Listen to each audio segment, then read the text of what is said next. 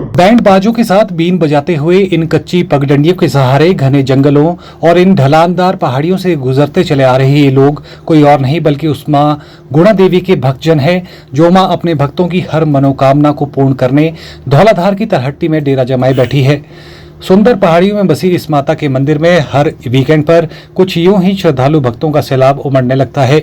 लोग वीकेंड बनाने और मैदानी इलाकों में पड़ रही प्रचंड गर्मी से बचने के लिए इस क्षेत्र को अपनी पहली पसंदीदा पनाहगाह के तौर पर चुन रहे हैं। इससे न केवल उन्हें बेरुखे मौसम से राहत पाने का कुछ वक्त मिल रहा है, बल्कि यहाँ आकर वो आम के आम गुठलियों के दाम भी हासिल कर रहे हैं। लिहाजा उन्हें जहाँ पारिवारिक सदस्यों के साथ किसी पहाड़ी क्षेत्र में जाकर वीकेंड बनाने और गर्मी से राहत पाने का मौका मिल रहा है, वहीं धार्मिक यात्रा के जरिए मां भगवती के दर्शन और आशीर्वाद प्राप्त करके आंतरिक शांति हासिल कर जीवन को भी सफल बना रहे हैं। गुणा माता मंदिर के पुजारी की माने तो इस मंदिर में हर साल हजारों पर्यटक आते हैं। इन दिनों तो पर्यटकों की संख्या में अपार बढ़ोतरी होती है। हालांकि मंदिर का मूल स्थान इस क्षेत्र से भी कहीं ऊपर जाकर सुदूर पहाड़ियों में है, मगर देवी देवता हमेशा मानव की भलाई के लिए अवतरित होते हैं। नतीजतन लोगों की दुख तकलीफों को दूर करने मां भगवती हमारे बुजुर्गों के जरिए सुदूर पहाड़ियों से इस नजदीकी स्थान पर आकर बसी है, ताकि हर कोई यहां आसानी से पहुंच सके। अशोक कुमार, मैं माता का पुजारी। माता का इतिहास ऐसे है कि माता 200 साल पुरानी यहाँ पे स्थापित हुई और यहाँ से कोई ज़्यादा नहीं तो 1.5 किलोमीटर इसका असली स्थान का वो ऊपर है।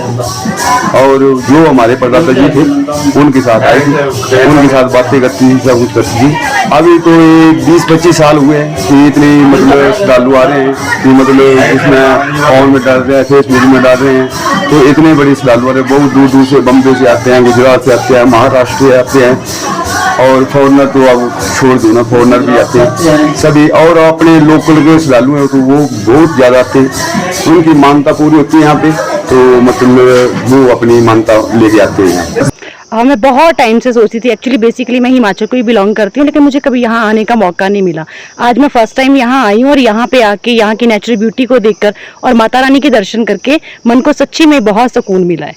चंडीगढ़ में इस टाइम बहुत गर्मी पड़ रही है, एक्चुअली टेम्परेचर बहुत हाई है वहाँ पे, और यहाँ पे आके और यहाँ और वहाँ का टेम्परेचर में हम कंपैरिजन करते हैं तो यहाँ में आके सच में बहुत शांति मिलती है, मन को बहुत सुकून मिलता है। क्राउड की बात करें तो क्राउड भी काफ़ी है यहाँ पे। यहाँ के लोकल मैंने ज़्यादा देखे हैं कि यहाँ पे जो लोकल यहाँ के श्रद्धालु हैं वो बहुत विजिट कर रहे हैं, और इसी वजह से मुझे लगता है इस मंदिर के बारे में लोगों को बहुत ज़्यादा जानने का मौका मिला है, हमें भी ज़्यादा जानने का मौका मिला, और इसी वजह से आज हम यहाँ पहुँचे हैं। मंदिर की लोकेशन बहुत अद्भुत है, मतलब इस तरह का मंदिर मैंने आज तक अपने जीवन में कभी नहीं देखा। यहाँ पे आकर यहाँ की प्राकृतिक सुंदरता को देखकर मन सच में शांत हो गया, और सच में माता रानी की गोदी में आकर आज मन को सच्ची बहुत शांति मिली है।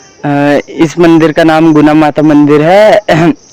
यह मंदिर बहुत ही सुंदर और प्राकृतिक सुंदरता के बीच में मौजूद है, और यहाँ पर आकर मन को शांति मिलती है। चंडीगढ़ के मौसम की बात करें तो वहाँ पर बहुत ज़्यादा गर्मी है, और यहाँ पर थोड़ी थोड़ी गर्मी है, लेकिन ऊपर आकर मतलब हाइट पे आकर थोड़ी ठंडक महसूस होती है।